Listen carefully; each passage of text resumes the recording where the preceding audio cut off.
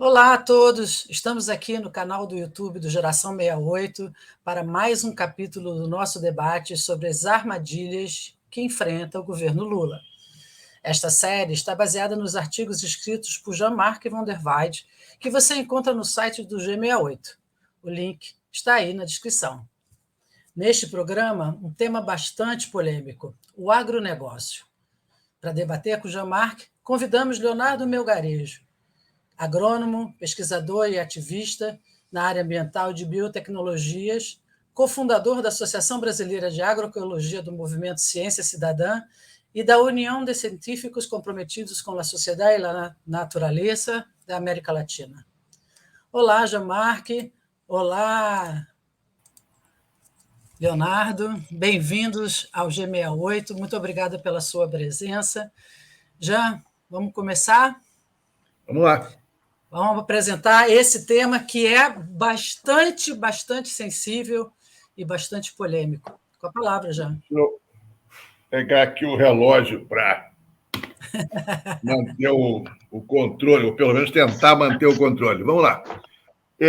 Para entrar assim direto na coisa, nessa série de textos que eu escrevi, que eu chamei de armadilha, que na verdade é o seguinte: é o que está travando e o que vai travar o governo do Lula nesses 4 anos. Quer dizer, que são os grandes problemas que ele está tendo que enfrentar em diferentes setores, diferentes situações. E eu considero que o agronegócio é talvez o maior, talvez não, acho que ele é o maior trava e o maior problema que o governo vai enfrentar, e isso esbarra em vários temas que nós vamos pegar, especificamente da produção de alimentos, da questão ambiental, da questão de subsídios, enfim, toda uma série de coisas. Então, acho que esse é o primeiro tópico. Ele é um problema não só para o governo, é um problema para o país. Quer dizer, você tem questões ambientais, econômicas e sociais graves que são provocadas pelo agronegócio. Então, é o seguinte: para começar, se você for olhar qual é a agenda do agronegócio, né, foi a agenda a vida inteira e continua sendo, e está mais aguçada ainda, essa agenda começa pelo seguinte: acabar com as terras indígenas, acabar com terra de quilombola, acabar com as reservas naturais, acabar com as áreas obrigatórias de preservação das propriedades, liberar irrestritamente agrotóxicos e transgênicos para usar sem qualquer tipo de limitação, acabar com a legislação do trabalho escravo, reduzir os impostos ainda mais do que já são reduzidos nesse momento, beneficiando o agronegócio, aumentar ainda mais os subsídios que já são maciçamente atribuídos ao agronegócio. Isso vai ter implicações, por exemplo, de cara na reforma tributária. Como é que é? A reforma tributária, a ideia é diminuir os subsídios. E para o agronegócio, como é que vai ser? Vai diminuir o subsídio ou vai aumentar? Né? Então, esse é um dos problemas que nós temos de cara aí já nos próximos tempos. Segundo, liberar mais ainda o uso de armas. O Bolsonaro liberou muito da liberação de uso de armas, foi pressão do agronegócio, porque ele está se armando. Né? A sua capangada, que sempre existiu, né? que são os responsáveis por mortes, dezenas, e às vezes até anualmente chega a mais de 100 mortos entre líderes líderes camponeses, indígenas e ambientalistas, e, enfim, militantes sociais potentes no campo.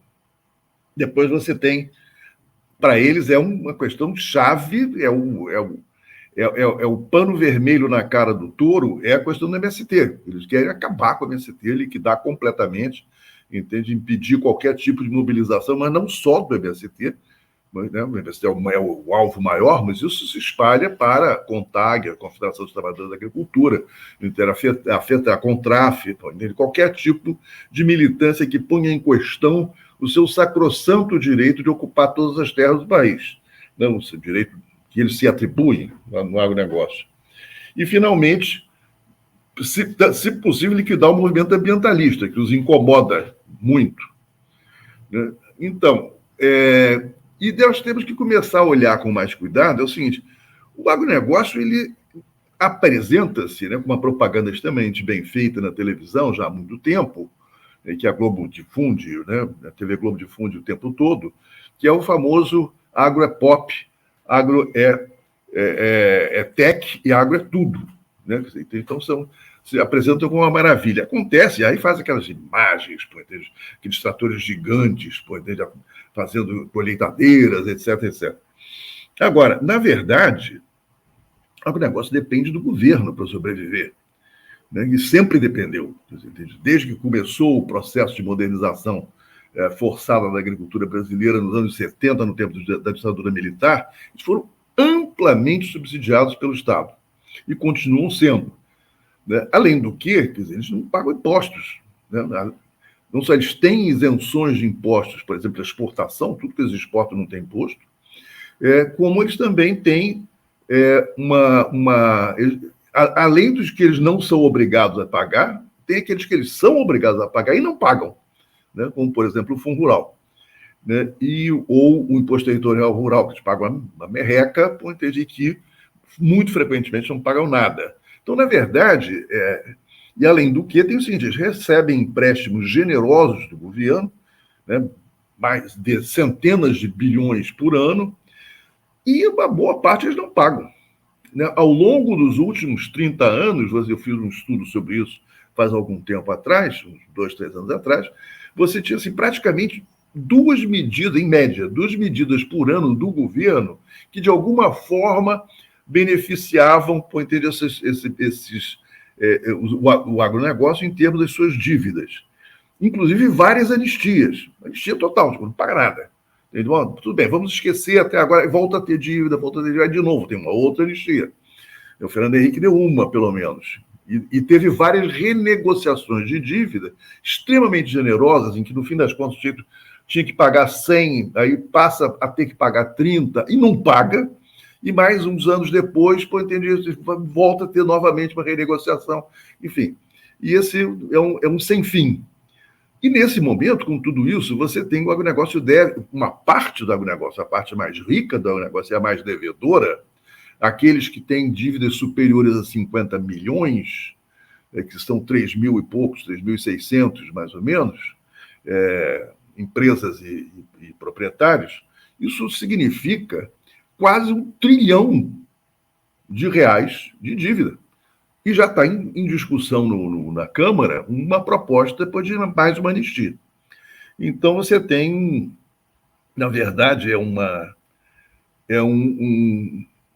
um setor econômico profundamente dependente do governo, apesar de fazer discurso neoliberal, que não sei o que tal, que o Estado, que blá, blá, blá.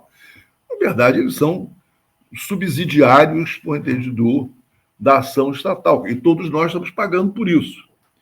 Bom, por outro lado, vai ver os impactos que isso aí tem, na nossa realidade, que é o seguinte, os alimentos no Brasil são caros por quê? Porque o agronegócio ocupou a grande maioria das terras cultiváveis e de pastagens, com produção posterior.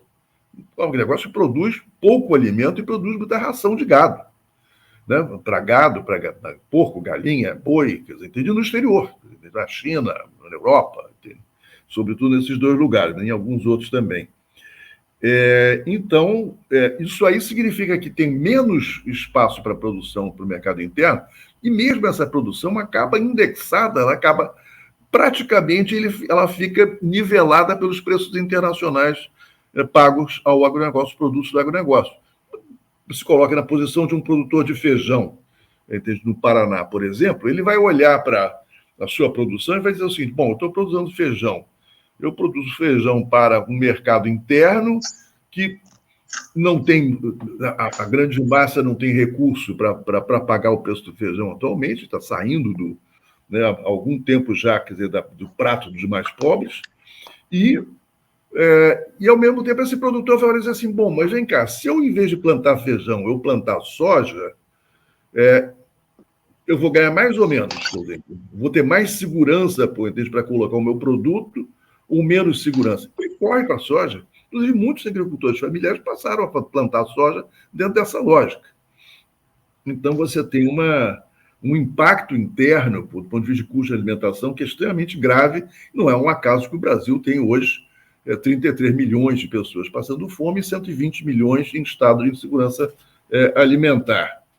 E, finalmente, você tem uma coisa que eu só vou citar rapidamente, que é o seguinte: o agronegócio tem um impacto ambiental monstruoso. A competitividade internacional do agronegócio brasileiro se mede em área de destruição. Você tem, hoje em dia, entre 80 e 120 milhões de hectares de terra que são chamadas áreas degradadas, que o agronegócio degradou, ele não degradou sozinho, nem foi a agricultura familiar que fez isso. E isso vai ficando para trás, quer dizer, isso faz parte do capital negativo do agronegócio, né, que é o custo ambiental que ele tem. Né? E, finalmente, os próprios custos de produção do modelo do agronegócio, que é o modelo agroquímico, que são custos altos e só fazem crescer. Fertilizantes têm um preço que sobe sistematicamente no mercado nacional e internacional, inclusive porque nós temos pouca produção de fertilizantes no Brasil, e os combustíveis, que também são muito importantes nesse sistema de produção, também sobem. Né? Normalmente, por razões que têm estruturais e de longo prazo, que é o que se chama o pico do petróleo, quer dizer, a tendência é diminuir a produção do petróleo e aumento do seu custo de produção, e também a mesma coisa para os fertilizantes, em particular o potássio. Então, aqui, o Brasil é competitivo no mercado internacional porque destrói muita terra, a terra é barata no Brasil, comparando com a Europa, comparando com os Estados Unidos, o trabalho é barato comparando com a Europa e os Estados Unidos. Então, você tem... as restrições ambientais aqui, você tem até algumas restrições ambientais, só que é para inglês ver, né? Ou para americano ver, porque não são aplicadas. As multas ambientais no Brasil não se pagam. Né? Bolsonaro praticamente parou de aplicar multa pelo IBAMA, quer dizer, e quando teve, essas não eram muito altas, você não pagava, tchau. E ficava por isso mesmo. Então, eu vou parar por aqui, estou em 10 minutos, e vou passar a bola aí para o meu gaúcho chutar minha canela. Bom, obrigado pela oportunidade.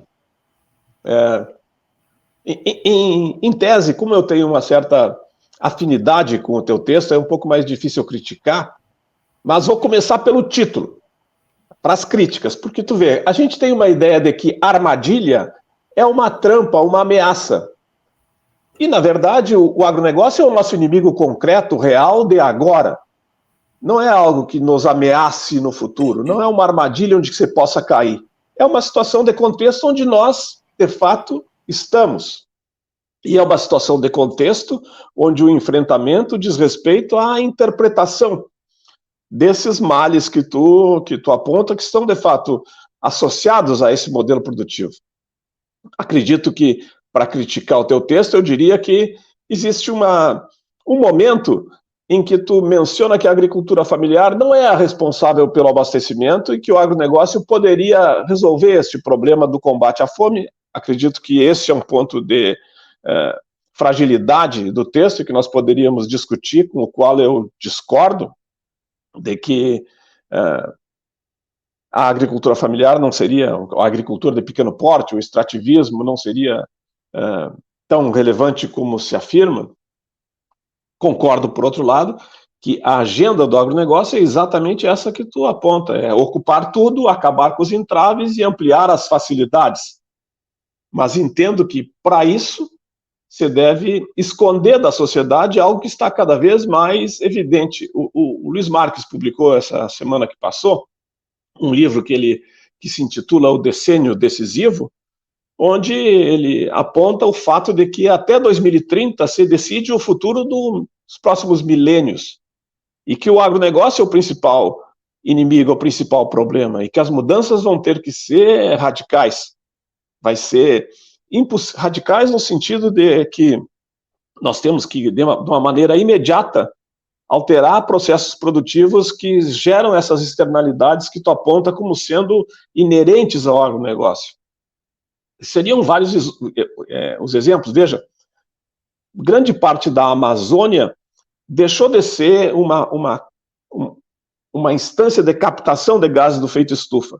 Está sendo uma instância de alimentação de gases do efeito estufa, o que significa que houve uma reversão de papéis de biomas, papéis gigantescos de holobiontes, e essa situação de reversão de papéis corresponde àquelas curvas exponenciais que se retroalimentam e que não vai ser possível esconder por mais tempo. Não vai ser possível esconder que o agronegócio é especializado fundamentalmente em matar rios.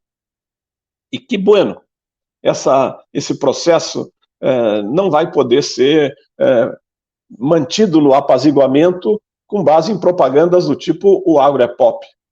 A comunicação é o espaço de decisão fundamental e que vai definir o sucesso ou insucesso do governo Lula. Eu teria algumas perguntas que eu gostaria que tu pudesse desenvolver. Uma delas diz respeito à tese do Guilherme Delgado de que o agronegócio se sustenta e vem provocando uma involução no desenvolvimento nacional, porque nós estamos adotando indicadores equivocados para financiar o que acontece na agricultura. E se os indicadores fossem mais realistas, de acordo com os compromissos que nós temos em relação à manutenção da vida no planeta, nós deveríamos premiar com crédito, com subsídio e com juros aquelas formas de produção que mantivessem ou que recuperassem a qualidade da água. E creio que o tratamento, a água no teu texto, ele podia ser mais ampliado, já que a água é a base da vida e já que todo esse modelo do agronegócio vem gerando situações que já estão documentadas. As águas de todas as cidades estão envenenadas. O teor de agrotóxicos ainda é suficientemente pequeno para que se trabalhe essas doenças que decorrem disso como sendo uma questão de risco, no sentido estatístico. Uma determinada parcela da população, que é mais propensa, sob o ponto de vista genético, apresenta esses problemas e uma outra parcela vai apresentar mais adiante. E não na condição de perigo, que é algo que, como perigo, nos ameaça a todos, já que em todos os casos onde se analisa a qualidade da água, se encontram os 27 agrotóxicos mais relevantes. Em lugares onde se analisam 40, se encontram 40. Em todas essas situações, nós temos misturas sobre as quais nós não temos estudos, já que as análises de risco que trabalham os limites máximos de resíduos permitidos, e elas são realizadas produto a produto. E nós temos na água considerada potável, de consumo humano autorizado, 27 desses xenobióticos que causam alterações no metabolismo. E te perguntaria também, naquela linha da discussão, sob o ponto de vista da comunicação, se tu considera que, de fato, estamos vivendo uma era onde a construção da ignorância é planejada e vem sendo desenvolvida com sucesso, e que horizonte tu imagina que é possível manter essa construção da apatia pela difusão de mentiras que alteram a consciência ou que provocam a inconsciência social.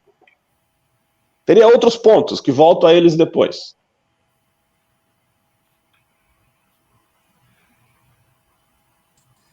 Já quer Pode ser. Vou tentar. A gente pode completar aqui um pouquinho, porque a área, né, essa coisa esse debate da questão do agronegócio, das mentiras e das fake news é bastante singular, até porque ela envolve também a questão do MST, né? Porque agora o Congresso inventou uma CPI da MST e criam uma imagem, né? A extrema-direita criou uma imagem do MST como um grupelho, né? Radical de invasores, ou sei lá o quê. E o que, na realidade, eu gostaria já você aproveitasse a resposta a pergunta do Leonardo e colocasse mais essa questãozinha dessa imagem que é colocada para o público sobre o MST, se possível. Tá legal. Eu vou pegar rapidamente alguns pontos. Eu acho que esse título, A Armadilha, para falar a verdade, ele não foi muito elaborado. Eu joguei ele no começo, escrevi, aí ficou. Não necessariamente é a melhor, como você disse, não é a melhor palavra para exprimir esse problema, embora uma armadilha não precise estar colocada para o futuro, você está dentro dela, né? Eu acho que é uma questão, mas de fato ele não é. Outras pessoas já levantaram isso, que não foi uma palavra bem escolhida. Eu admito que sim, que não foi. Agora, a questão da agricultura familiar, que seria uma outra discussão que a gente teria que aprofundar muito mais, né? Quer dizer, o quanto da agricultura familiar produz, né, de alimentos e quanto que uma parte do agronegócio produz de alimentos no país. Agora, isso seria muito longo, eu vou deixar isso para uma outra discussão. Agora, a questão do impacto ambiental, da gravidade do impacto ambiental, você ainda ressaltou mais ainda, né? Quer dizer, do ponto de vista do efeito estufa, dos gases de efeito estufa, nós temos um desastre em andamento e aprofundado. Não por acaso o mundo inteiro está olhando o que está acontecendo no Brasil e com horror, né? Quer dizer, o impacto do agronegócio na Amazônia, mas não só, porque, veja só, o desmatamento no Brasil, queimadas e essa coisa toda, é o principal fator de emissão de gases de efeito estufa. Mas ele tem um duplo, como você disse muito bem, tem um duplo sentido. Por um lado, emite um monte de gases de efeito estufa e deixa de absorver, né? Você está eliminando a floresta, eliminando elementos que sugam, né, esses gases. Agora, mas por outro lado, tem um outro elemento ainda, que ele está alterando o fluxo de umidade no país, das chuvas. O regime de chuvas está sendo alterado. Uma grande parte da chuva que cai no sul e no centro do Brasil vem da Amazônia. Né? É a umidade que a floresta produz e que os ventos carregam para o sul. Esses são chamados rios voadores na imprensa. Né? Esses rios voadores estão em processo de acabar. Né? Quer dizer, estão no caminho de acabar. O INPE, né, o Instituto de Pesquisas Espaciais, fez uma série de estudos a respeito e disse o seguinte: olha, se não segurar esse negócio, é o seguinte, mais de 10 anos, não é só a Amazônia que vai virar savana, é o sul do Brasil que vai ficar seco. Então, toda a agricultura brasileira, não só aquela parte, digamos, da região amazônica, mas, enfim, o resto do país inteiro vai ser profundamente afetado. Então, o desastre é esse, quer dizer, é um processo de profunda destruição e de um impacto do ponto de vista de tudo, né? Não só no meio ambiente, no aquecimento global, mas também na própria economia brasileira e na produção para o país. Então, são essas coisas. Por outro lado, tem o outro efeito que você colocou, que é importante, que é o seguinte: a contaminação por agrotóxicos é uma coisa brutal. Né? O Brasil tem a fiscalização é muito frouxa, quer dizer, você tem a Anvisa faz pouquíssimas pesquisas, de cada vez que faz, é um susto, que quantidade de produto químico que tem de tudo quanto é produto, está muito acima das normas, não sei o quê, mas é isso, a próxima pesquisa vai repetir esse tipo de situação. E o impacto das águas é muito pouco estudado, você tem toda a razão, e é altíssimo. Né? Alguns lugares em que alguns estudos foram feitos, como, por exemplo, o aquífero Guarani, que é o maior aquífero que você tem na América do Sul inteira, né? Você tem, que fica ali a região São Paulo, Mato Grosso, uma enorme quantidade de água que está armazenada no subsolo. O aquífero Guarani está contaminado de agrotóxicos pesadamente. Entendeu? Ou seja, se a gente depender daquela água para fazer irrigação ou para abastecer cidades ou coisa, que o vale, ela já está bastante ameaçada. E, por outro lado, você pega rios, lagos e a costa, né, brasileira estão contaminados por fertilizantes e agrotóxicos de uma maneira extremamente pesada também. Agora, finalmente, eu queria trabalhar essa questão que a Cecília levantou, que é a questão do agronegócio e o MST. O governo do Lula e o da Dilma, eles tiveram uma postura, né, no passado, de uma espécie assim de vamos tentar agradar todo mundo. Né? Que eles trabalharam, fizeram 500 mil concessões para o agronegócio, fizeram muitas concessões também menores, bem menores, para a agricultura familiar e para os sem terra. Né? O processo de assentamentos no Brasil que o Lula acelerou, né? Praticamente ele botou ele acelerou em termos, porque se você for pegar a média do que foi o Fernando Henrique e a média do que foi o governo do Lula e o primeiro governo da Dilma, você tem, os números são mais ou menos iguais, mais ou menos 55 para 60, é maior. O Fernando Henrique fez 45 mil, o Lula fez 55, 60 mil por ano, famílias assentadas. Mas não é uma diferença radical, digamos, se esperava que fosse feito muito mais coisa. Então o governo tentou agradar todo mundo, né? Quer dizer, em última análise, apesar da Dilma ter feito concessões enormes, trouxe a presidente da Confederação Nacional da Agricultura para ser ministra da Agricultura, né? Quer dizer, sentiu uma relação muito próxima com ela, fez o Código Florestal muita coisa em função dos interesses do agronegócio e da grilagem, inclusive, da regulamentação das terras griladas, e apesar disso tudo, o agronegócio passou o rodo na Dilma sem vacilar. Entendeu? A única pessoa, talvez, que votou com ela que ficou com ela foi a própria ministra, talvez por razões pessoais. Mas todos os seguidores do agronegócio que ela representava no governo passaram o rodo, votaram maciçamente pelo impeachment. Então, e esse problema continua sendo o mesmo. O Lula continua tentando fazer esse jogo de agradar todo mundo, então leva os representantes do agronegócio para a China, mas leva o João Pedro Stedley também. Né? Quer dizer, e na visita e tentar fazer uma espécie de desagravo do governo, que sofreu uma bufetada do agronegócio quando o ministro da Agricultura foi desconvidado, literalmente, para o AgroShow, né, que é a grande feira do agronegócio em São Paulo.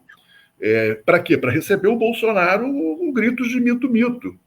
Né? Isso foi uma bufetada na cara do governo. E ainda várias pessoas do governo, vários ministros foram à feira que foi um espetacular sucesso, a feira do MST em São Paulo. Né? Então, esse é o seguinte, dá uma no cravo, uma na ferradura. Por outro lado, eles colocaram, o Lula colocou o Alckmin, quer dizer, como o dialogante com o agronegócio, e o Alckmin vai discutir com ele. Não, vamos explorar fosfato em terra indígena na Amazônia, porque é fundamental para o agronegócio, vamos dar mais crédito, vamos mais subsídio, não sei o quê, fazendo um monte de promessas, quer dizer, que na verdade comprometem o próprio governo. E o agronegócio responde como? CPI em cima do MST, entendeu? Então, eles não vacilam nesse processo. Quer dizer, quem está vacilando é o governo, né, que está fazendo barretadas e tentativas de ser simpático aos caras que estão a fim de comê-lo, de liquidar com esse governo. Primeira oportunidade, eles vão fazer isso. A agenda do agronegócio é a agenda do Bolsonaro. O financiamento do bolsonarismo no Brasil foi, em grande parte, feito pelo agronegócio. Não tenha dúvida quanto a isso. Estão pipocando exemplos aqui e ali nessa investigação feita pela Polícia Federal dos eventos do 8 de janeiro. Então, me preocupa muito, nessa discussão, como o governo não tem claro com quem que ele está lidando. E os perigos enormes que representam para o governo e para o país das concessões feitas ao agronegócio. Leonardo, você quer complementar?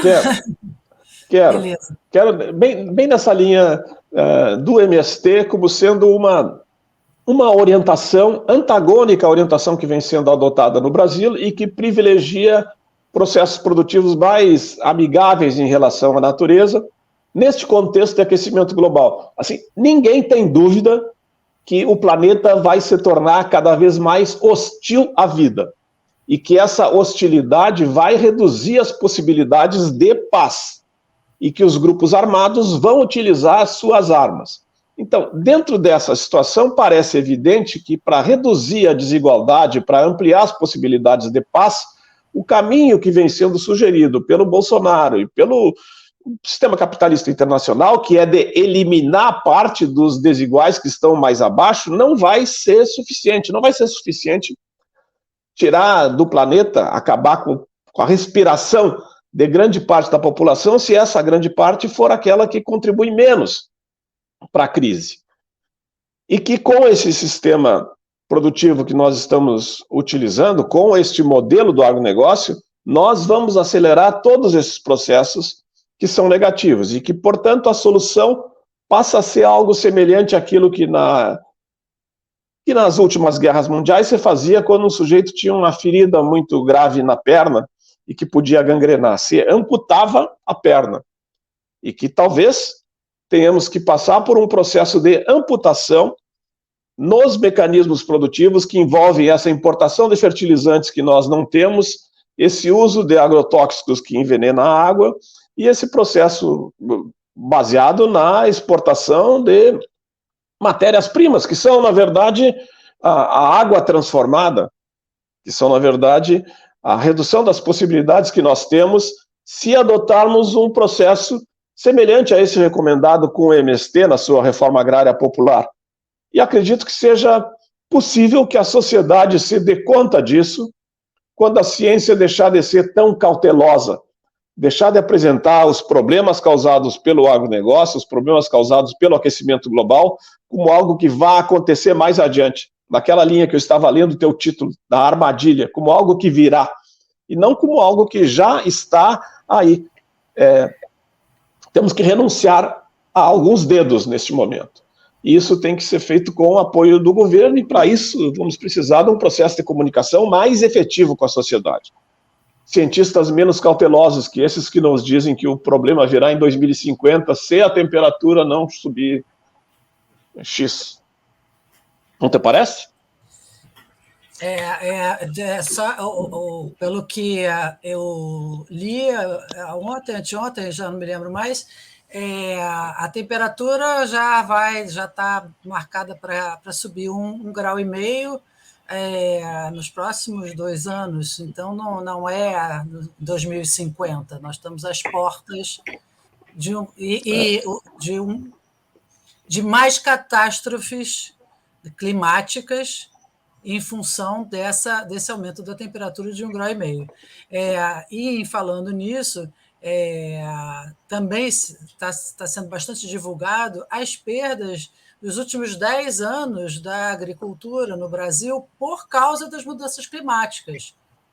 São quase 300 bilhões de reais que foram perdidos por uma questão da seca ou de grandes chuvas, ou seja, os extremos, né? Os fenômenos extremos do clima. Eu não entendo por que o agronegócio não leva essa discussão a sério. Vocês saberiam me dizer por que não? Olha, a lógica é simples, quer dizer, é a lógica do capitalismo. A lógica do capitalismo é tirar o máximo de lucro o mais rápido possível. Né?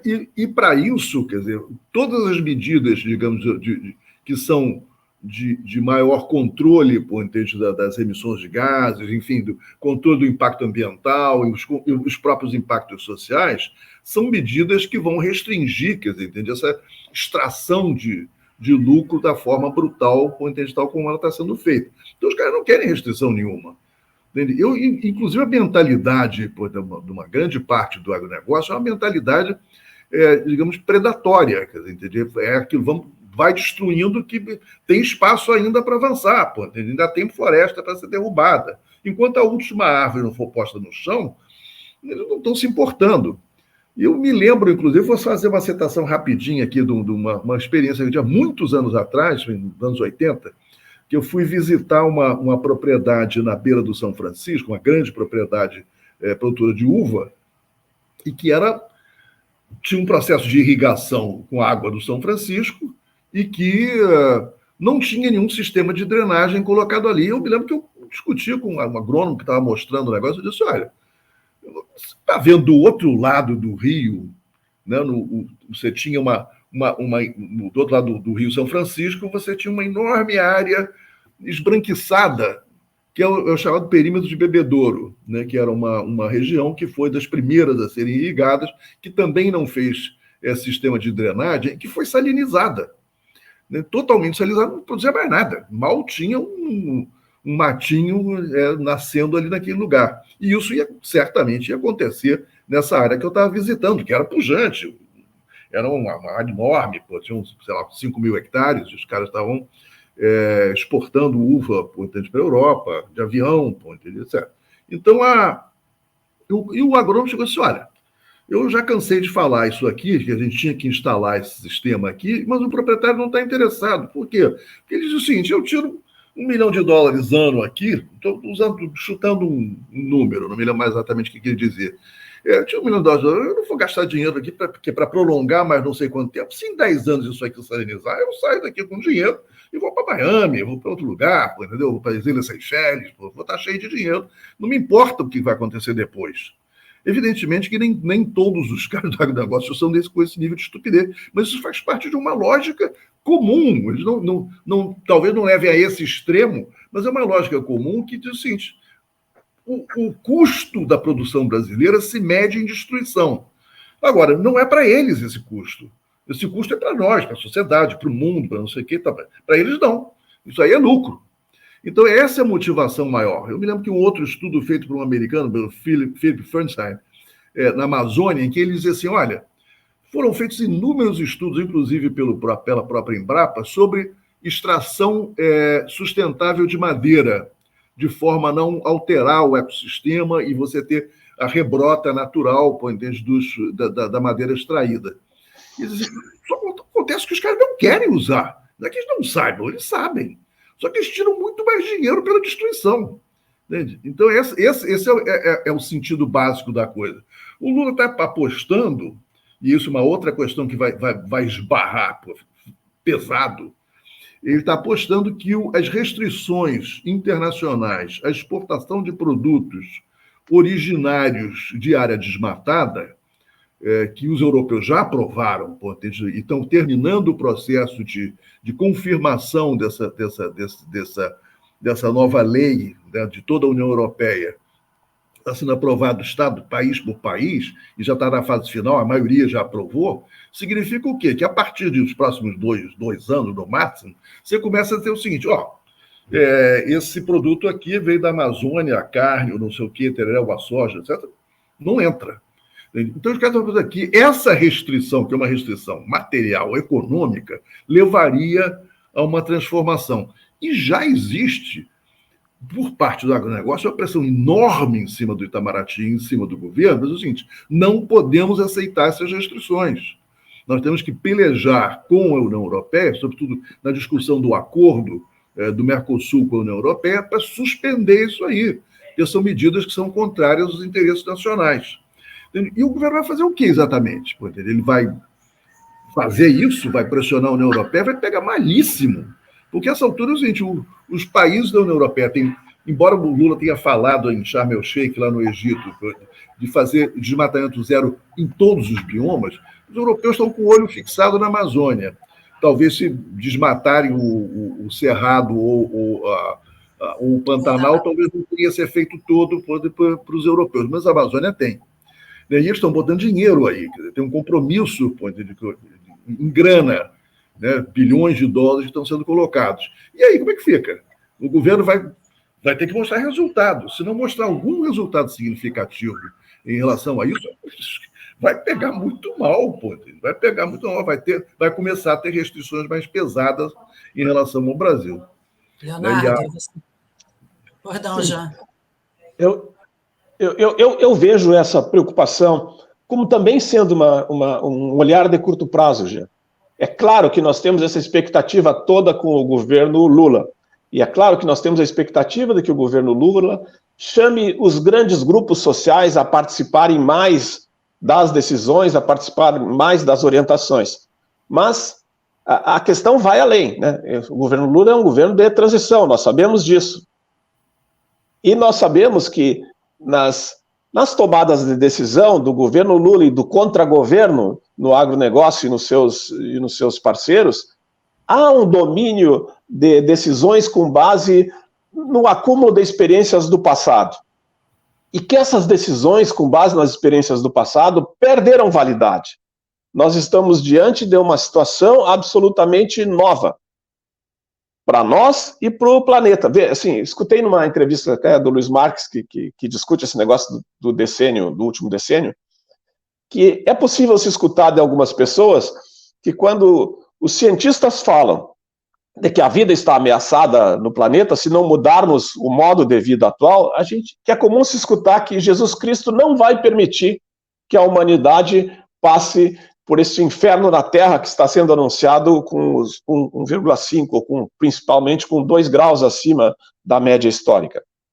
E que então há uma espécie de apelo a um raciocínio mágico que é absolutamente, por ser mágico, é absolutamente irrealista, mas que vai terminar, ou que está separando a racionalidade da sociedade que vive o governo Lula nos grupos que confiam nesse raciocínio mágico e que, portanto, acham que o drama não é o que os cientistas afirmam, o drama não é real, e o outro grupo que vem ampliando a sua consciência de que o drama é real e que há necessidade de se fazer algo diferente, algo que não seja baseado nas experiências do passado, e sim no anúncio de inovações.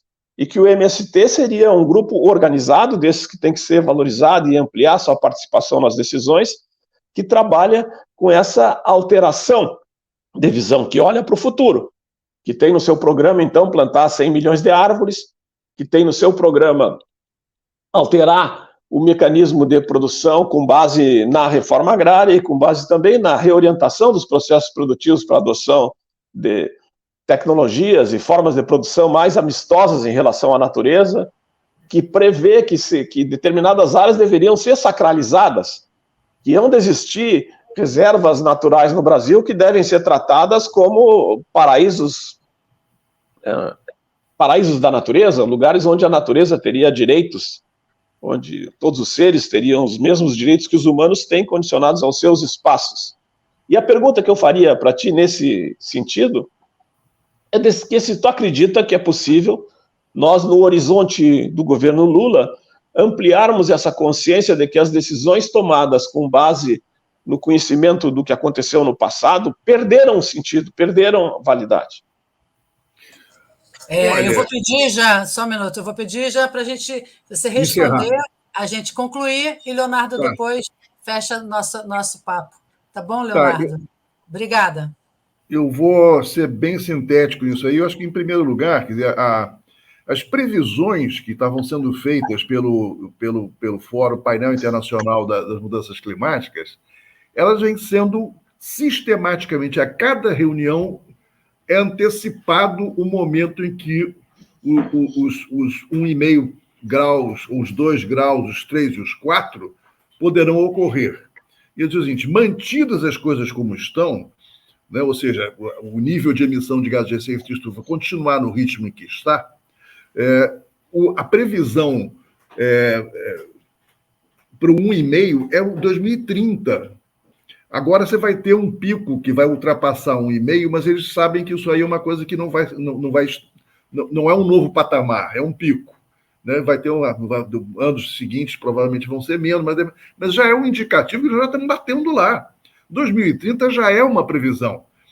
Bom, eu recomendo a todos que, se não leram os textos do Jean, leiam.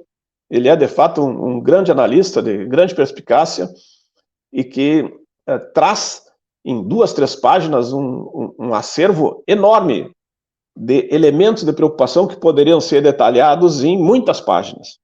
Então, e recomendo, assim, em particular, esse texto que nós estamos falando sobre o agronegócio, porque, aparentemente, isso define o Brasil, já que o agronegócio está dentro de todos os governos que nós conhecemos. Eu creio que desde a independência, desde a proclamação da República, o agronegócio vem gradativamente ocupando mais e mais espaços nessa linha que o Jean fala, querem cada vez mais facilidades, cada vez menos entraves. Obrigada, muito obrigada, Leonardo, obrigada, Jean-Marc. Esse é um assunto que ainda tem muita história para contar, há muito debate para acontecer, mas nós aqui do Geração 68 estamos dando um pontapé para o debate começar a acontecer nas redes sociais, nas suas casas, enfim, nada como uma boa informação. E eu convido a todos a comentarem, compartilharem, e, se quiserem, fazerem perguntas aqui nos nossos comentários aqui embaixo, tá bom? Muito obrigada, Leonardo. Obrigada, Jean. Bye, bye.